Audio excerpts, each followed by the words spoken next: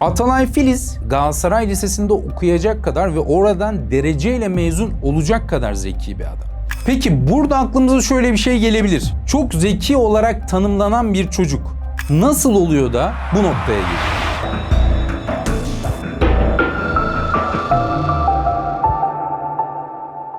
Atalay Filiz toplamda 3 kişiyi öldürdü. O kadar ustaca bu süreci yönetti ki 3 yıl boyunca saklandı. Ve 3 yıl boyunca aslında farklı şehirlerde farklı işler yaparak izini de kaybettirdi. Son olay olana kadar aslında pek çok kişi Atalay Filiz'in nerede olduğunu bilmiyordu. Atalay Filiz yakalandıktan sonra üzerinden çıkan eşyalar da oldukça şaşırtıcıydı. Atalay Filiz'in eğitim geçmişi de aslında çok fazla dikkat çekiyordu. Atalay Filiz Galatasaray Lisesi'nden mezun oldu ve aslında Galatasaray Lisesi'nden de dereceyle mezun oldu. Üçüncülükle mezun oldu. Dolayısıyla zekasının ve potansiyelinin ne kadar güçlü olduğunu da burada görüyoruz. Peki aklımıza şöyle bir soru gelebilir.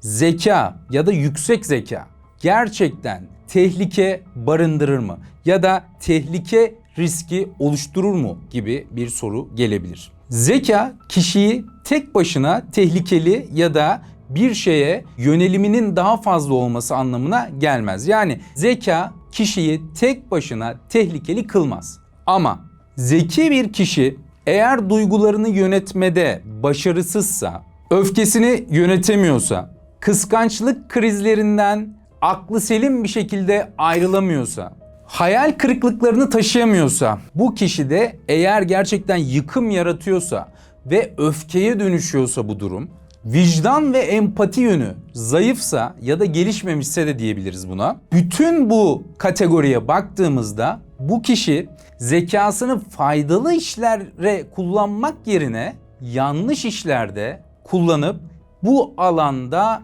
ustalaşabilir. Yani ustalaşmak derken bu kişi suçu daha iyi kurgular, daha sistematik bir hale getirir, planını programını çok daha iyi yapar, daha iyi yakalandıktan sonra da daha iyi gerekçeler sunar. Yani özetle mesele zeka değil, zekanın eşlik ettiği vicdandır. Atalay Filiz 1986 doğumlu. Bir pilotun, askeri pilotun oğlu. Ve aslında ailesinin sosyoekonomik durumu gayet iyi. Kendisinin eğitim geçmişine baktığımızda aslında o da çok kaliteli. Bunu da söyledik en başta. Okul yıllarında Galatasaray Lisesi'nde okuduğu yıllarda özellikle edinilen bilgilere göre öğretmenlerinin bazı verdiği bilgiler var. Atalay Filiz'i öğretmenleri bir dahi olarak görüyor. Yani diyorlar ki bu çocuğu ıssız bir çöle bırakın, orada kendisi günlerce, haftalarca yaşar. Yani ona hiçbir şey vermenize gerek yok. O bir şey yapar, orada yaşar. Yani pratik zekasını vurguluyorlar burada. Ve en acımasız, en çetin durumlarda nasıl hayatta kalabileceğini, güvendiğini de söylüyorlar aynı zamanda. Yani bu kadar güven uyandıran bir adam. Peki burada aklımıza şöyle bir şey gelebilir, şöyle bir soru gelebilir.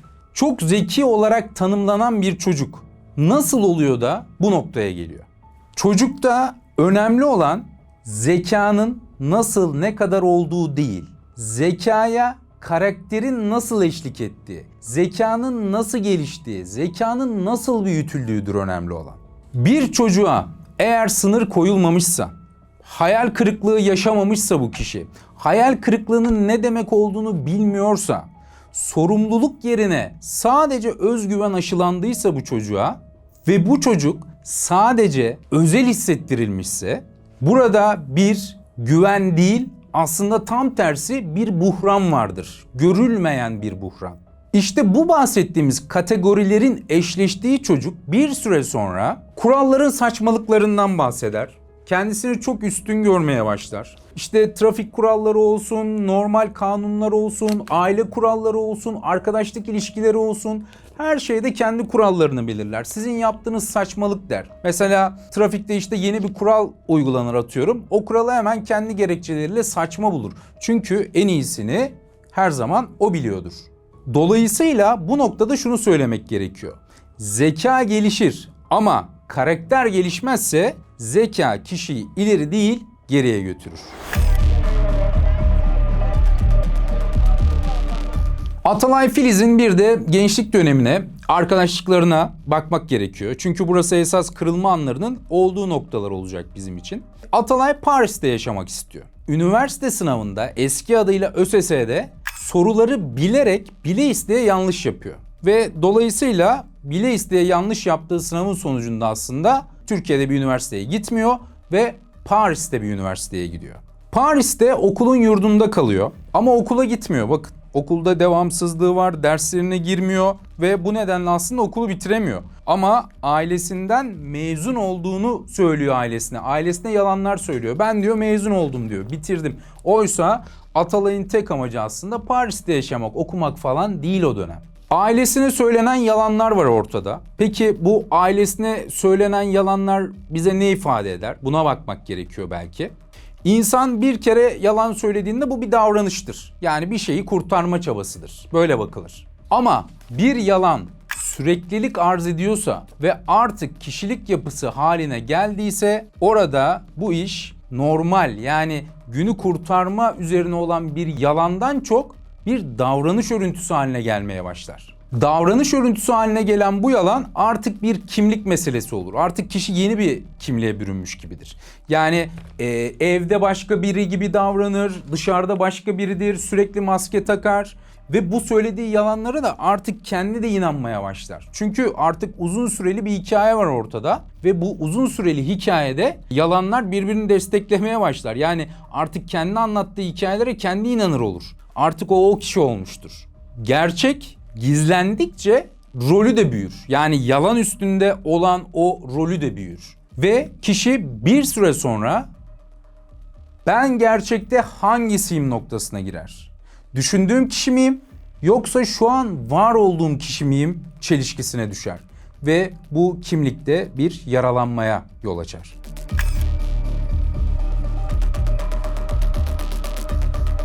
Fransa'da bulunduğu dönemde Olga adlı bir kızla tanışıyor ve bu kişiyle sevgili oluyorlar. İşte Olga ile hatta Atalay'ın tabii kendi ifadelerine göre yani gerçekten bir sevgisi olduğunu söylüyor. İşte onunla bir aile kurmak falan istiyor gibi bir şeyler anlatıyor ama sonrasında bir şekilde Olga Atalay'dan ayrılıyor ve bunların ilişkisi bitiyor. Sonrasında Atalay bu Olga denilen kız arkadaşı Atalay'ı Göktuğ ve Elena adlı arkadaşlarıyla tanıştırıyor.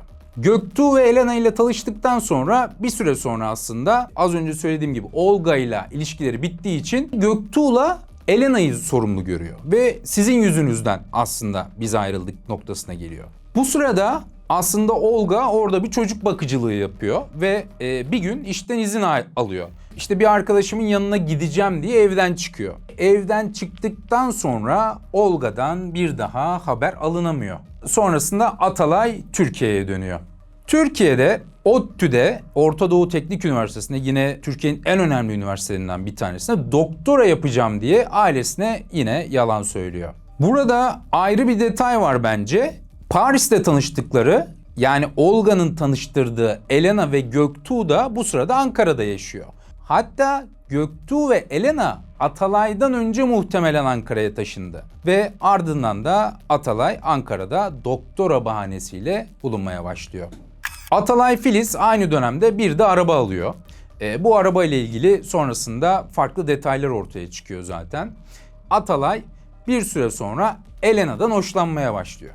Dolayısıyla Elena'dan hoşlandığını belli ediyor. Ama Elena buna yanıt vermiyor, yani karşılık vermiyor. Ve sonra Atalay Filiz Göktuğ'un başka bir kızla öpüştüğünü gösteren video kaydını Elena'nın Göktuğ'dan ayrılması için Elena'ya gönderiyor.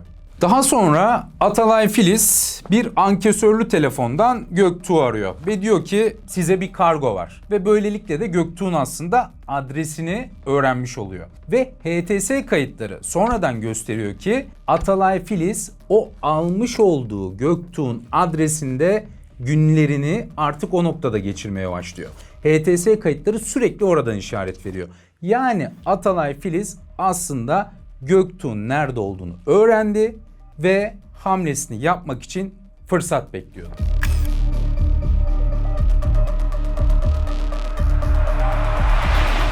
Elena'ya açıldıktan sonra Atalay reddedilmesi aslında Atalay'da kendisine kişisel olarak yapılmış bir saldırı gibi görüyor bunu. Yani egemenlik duygusunu kaybettiğini gösteriyor burada. Çünkü Elena ona yanıt vermedi ve Elena onun kontrolünde değil. Elena ilk defa Atalay'ın hoşuna gitmeyen bir şey yaptı. Atalay ilk defa belki reddedildi.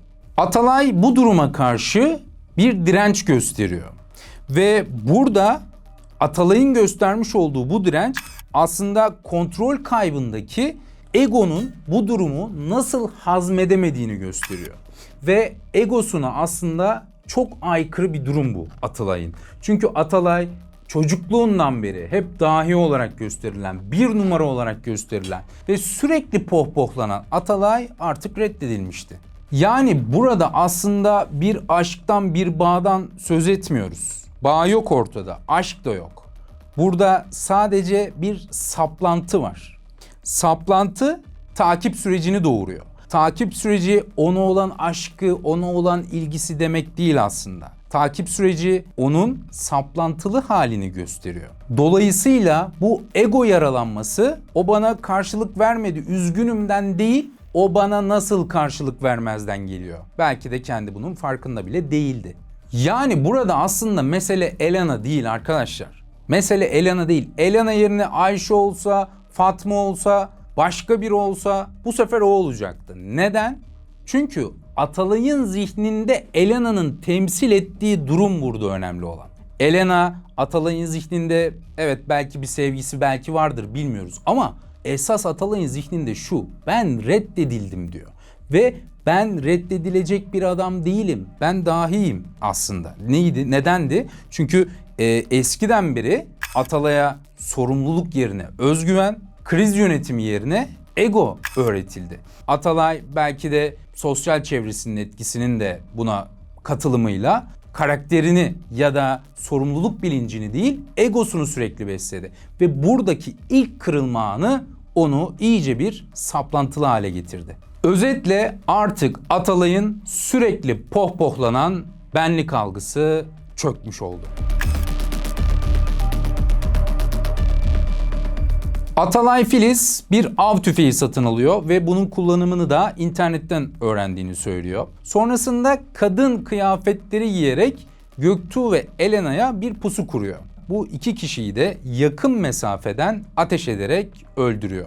Burada yakın mesafeden ateş etmesi önemli. Bunun detayına birazdan gireceğiz. Yakın mesafeden ateş edip bu kişileri öldürdükten sonra arabasına biniyor ve orayı terk ediyor. Cinayetten sonra Atalay Filiz Ankara'dan ayrılıyor. Önce Kütahya'ya, sonra İstanbul'a gidiyor. Ve aracını bulan polisler aslında bir cinayette kullanılabilecek hemen hemen tüm ekipmanı orada buluyorlar. Ama Atalay Filiz'e dair bir iz o güne kadar yok. Cinayet öncesi sistematik bir hazırlık var burada. Yani işte kılık, kıyafet, pompalı silah, sonrasında adresi öncesinde öğrenme. Yani tamamen burada artık her şey kurgulanmaya başlıyor. Ve bu sistematik durum bize aslında şunu söylüyor: ben risk istemiyorum. Risk istemiyorum. Yani belirsizliğe işini bırakmak istemiyor. Çünkü Atalay bir işin yapıldığından emin olmak ve soğukkanlılıkla tüm süreci yönetip detayları ortadan kaldırmak istiyor. Atalay duygudan çok aslında aklıyla hareket eden bir adam. Aslında yaptığı sistematik tüm hazırlıklarda bunu gösteriyor. Mesela kadın elbisesi, kıyafeti giyerek işlediği o cinayette bile, tabii bu daha sonrasında kendi ifadelerinde böyle bir şey rastlanmıyor. Ama yine burada farklı bir kişiliğe bürünme var bakın. Sürekli farklı bir kişiliğe bürünüyor bu kişi. Neydi? Yalanla başlamıştı. Şimdi de bir kadın kıyafeti giyerek, bir pusu oluşturarak kadın kıyafetiyle birini öldürüyor. Dolayısıyla o kişileri öldüren aslında Atalay değil, oradaki kadın. Yani aklımıza şu gelebilir: kadın kıyafetlerini sadece saklanmak ya da izni kaybettirmek için mi yaptı gibi. Eğer böyle bir şey olsaydı bu kısa süreli olurdu. Ama burada bir sürenlik var. Atalay aslında sürekli yalan söyleyerek ve sürekli kimlik değiştirerek ben aslında o kişi değilim diyor. Ve burada farkında olmadan üstünden vicdani yükü atıyor. Zihin bir taraftan saklanma üzerine düşünürken aslında bir taraftan da kendi vicdanından gizlenmeye başlıyor. Çünkü unutmayalım ki en ağır mahkeme kişinin vicdanıdır. Burada tabii yakın mesafeden öldürmek demiştim. Buradan bence biraz bahsetmek gerekiyor. Yakın mesafeden işlenen bir cinayet aslında şunu gösteriyor. Ben bu işin bittiğinden emin olmak istiyorum. İşimi riske atamam. Ve burada kontrol algısı güçten çok daha önce geliyor. Yani ben bu durumu kontrol edeyim, gerisi önemli değil. Bu işi atlatayım. Yani önemli olan o kısım. Ve burada korkulan durum aslında kontrolün kaybedilmesi. Yani orada birini tam öldüremez, işte işi yarım kalır, kontrol duygusu gider ve o zaman bütün plan aslında alt üst olur. Ve bu Atalay'ın en çok korktuğu şey. Aynı zamanda yakın mesafeden işlenen bir cinayet de duygusal bir körelmeyi işaret eder. Çünkü yakın mesafeden işlenen cinayet bir defa bir soğukkanlılık ister. Duygu orada işlememeli. Çünkü duygu işlediği an kişi oradan vazgeçebilir. Onun can çekiştiğini görebilir ve temas ettiği için aslında o noktada duygu devreye girebilir. Ama Atalay artık duygularını o kadar köreltmiş ki yakın mesafeden dahi soğukkanlılıkla cinayet işleyecek hale gelmiş. Bu cinayetlerin ardından Atalay 3 yıl boyunca kaçıyor. Ve 2016 yılında İstanbul'da Tuzla'da bir çay bahçesinde Furkan Altın ismiyle yeni bir işe başlıyor. Burada tarih öğretmeni Fatma Kayıkçı ile tanışıyor ki Fatma Kayıkçı'nın kimi kaynaklar ev sahibi olduğunu da söylüyor aslında. Ama Furkan Altın ismiyle, bakın Atalay yok, Furkan Altın, o artık Furkan Altın kendisi için. Dolayısıyla bir süre sonra Fatma Kayıkçı Atalay'ın davranışlarından şüphe duymaya başlıyor ve ne oldu, nasıl öğrendi bilmiyoruz. "Ne haber Atalay?" diyor bir gün Atalay Filiz'e. Ve Atalay "Ne haber Atalay'ı duyduktan sonra içten içe artık şüphe duymaya başlıyor. Galiba benim kimliğimi öğrendiler ve her şey ortaya çıkacak diye düşünmeye başlıyor.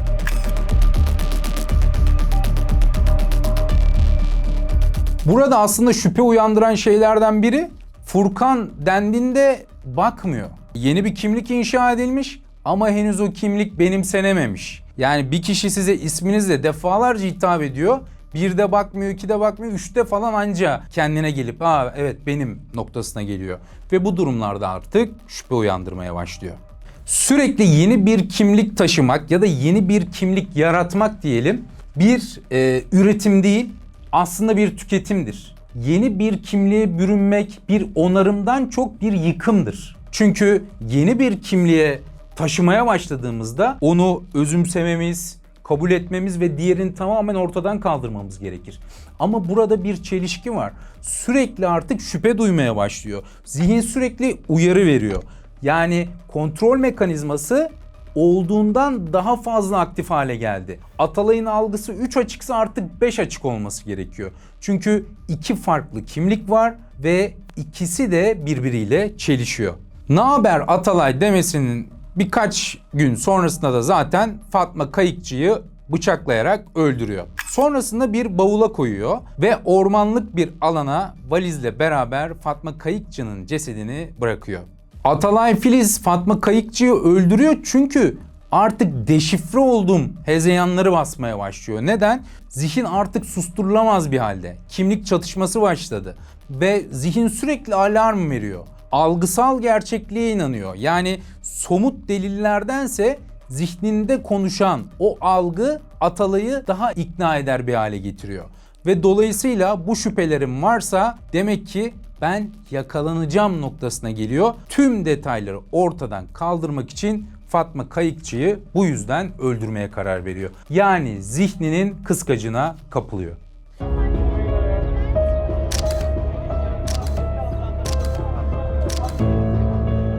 Sonrasında Fatma Kayıkçı cinayetinin hemen ardından bir milli parka gidiyor. Milli parkta günlerce yaşıyor. Hatta bazı kaynaklara göre işte oradaki kurbağalardan falan yemek yaptığı, yediği söyleniyor. Kendi ilkel yöntemlerle işte otlarla, şunlarla, bunlarla bir süre hayatta kaldığı söyleniyor. Yakalandığında da aslında bir işte bakımsız, oldukça kötü kokan, hatta idrar kokan bir vaziyette yakalandığı söyleniyor. Aslında burada ne kadar ilkel şartlarda o dönem hayatını sürdürdüğünün de örneğini görüyoruz. Atalay bu parktan bir süre sonra ayrılıyor. Yani İzmir'e gidiyor ve orada günlük bir ev tutayım, sakin bir yerde kalayım gibi düşüncesi var. Ama bindiği minibüste şüpheli hareketler sergiliyor. Minibüs şoförü zaman zaman arkasına dönüyor, bakıyor vesaire ve Atalay bunlardan çok rahatsız olmaya başlıyor. Yani zihin sürekli artık şüphe içinde ve neye inanacağını şaşırmış vaziyette. Dolayısıyla bu şüpheler artık onun yakalanmasını kaçınılmaz bir hale getiriyor. Ve en sonunda zaten yakalanıyor. Bu koltuğa oturdu. Perdeyi çekti böyle. Perde çekince polisin farkına varamadı. Ben selektör ettim polise. O da peşime düştü.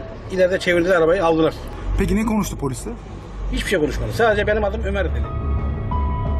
Atalay Filiz yakalandıktan sonra ben Ömer'im diyor ve üstünden de zaten bir sürü kimlik çıkıyor sonrasında. Ama tabii sonrasında polis üzerine gittiğinde Atalay tamam artık çok yoruldum, evet ben Atalay Filiz'im diye orada itiraf ediyor. Atalay Filiz yakalandıktan sonra üzerinde birçok farklı kimlik çıkıyor. Birçok farklı kimlik, pasaport, işte bir miktar para vesaire. Ama bunların içinde farklı bir şey daha var.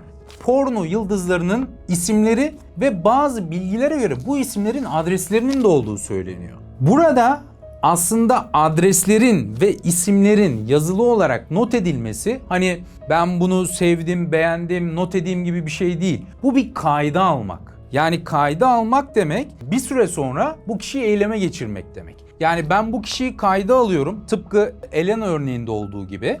Ben bu kişiyi kayda alıyorum, onunla iletişime geçtim. Hayır cevabı aldım. Bakın hayır cevabı aldım yine. Ve hayır cevabından sonra ne oluyor? Yine Atalay'ın kontrol algısı sarsılacak ve sonrasında bana bunu nasıl yapar noktasına yine gelecek ve kontrol hissinin kaybını kabul etmeyip tekrar saplantılı bir hal alacak muhtemelen.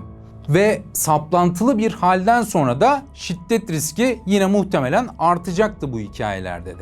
Atalay Filiz polis ifadelerinde aslında işlediği cinayetleri inkar etmiyor. Ama Olga'yı kendisinin öldürmediğini ve Olga'ya aslında ne olduğunu bilmediği ve Göktuğ'la Elana'nın onu kıskandığı için kendisine iftira attıklarını söylüyor. Olga dışındaki diğer 3 cinayeti kabul ediyor. Evet diyor, ben yaptım. Son cinayeti olan Fatma Kayıkçı da "naber Atalay" demesinin kendisini tedirgin ettiğini ve ifşa olurum, deşifre olurum korkusuyla aslında onu öldürdüğünü söylüyor. Yani biraz önce ne demiştik aslında? Şüphe. Ve şüphe ona hata yaptırıyor. Şüphelerine yeniliyor. Zihindeki o düşünceler Atalay'ı aslında polise ele veriyor. Peki Atalay'ın suçlarını inkar etmemesi, yani sorumluluk almak mıdır gibi bir soru gelebilir.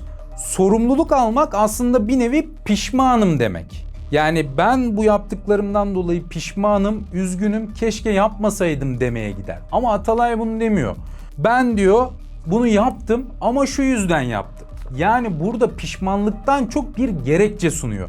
Ben yaptım çünkü sebepleri vardı diyor. Yani burada bir pişmanlık değil, gerekçelendirme var. Özetle ben kötü biri değilim, şartlar beni buna zorladı diyor. Pişmanlık ifadesinin olmaması bize aslında biraz empati yoksunluğunu da gösteriyor. Çünkü şunu düşünelim. Yani bir kişide empati olmazsa vicdan da pek buna eşlik etmez. Peki empati yoksunluğu neden oluyor diye biraz bakmak gerekiyor. Eğer bir çocuk duygularını bastırmayı öğrenmişse, duygularını ifade etmekten çok duyguları bastırılmışsa, bu çocuk her ağladığında ona sus denmişse, bu çocuk bir süre sonra duygularının görülmediğini fark eder. Ve duyguları görülmeyen çocuk ileride başkalarının duygularına da körleşir. Olan biteni tamamen mantıkla anlatıyor bu kişi. Peki bu duygudan tamamen bilinçli bir kopuşu mu ifade ediyor diye bir soru gelebilir aklımıza. Evet, tamamen bunu ifade ediyor. Atalay duygudan kopmak zorunda. Duygudan kopmazsa vicdan devreye girer ve vicdan devreye girdiğinde de çözülme olur. Ve dolayısıyla Atalay bunu hiç istemiyor. son olarak aslında şunu ifade etmek gerekiyor. Atalay Filiz'in dosyasına bakarken bazı yorumlar gördüm. İşte Elena'yı çok seviyordu, aşkı için bunu yaptı vesaire gibi yorumlar gördüm. Ve buna da bir açıklama yapmak gerekiyor bence. Aslında şöyle bir durum var. Atalay Filiz aşık olmakla, aşkla sahip olmayı birbirine karıştırmış vaziyette. Aşk sahip olmayı değil, sahip olmayı istediğiniz kişinin sahip olduğu alana saygı duymayı gerektirir. Dolayısıyla Atalay Filiz'de böyle bir şey yoktu. Bir seri katilin hikayesi bazen sadece onun değil, onu görmeyen herkesin hikayesidir.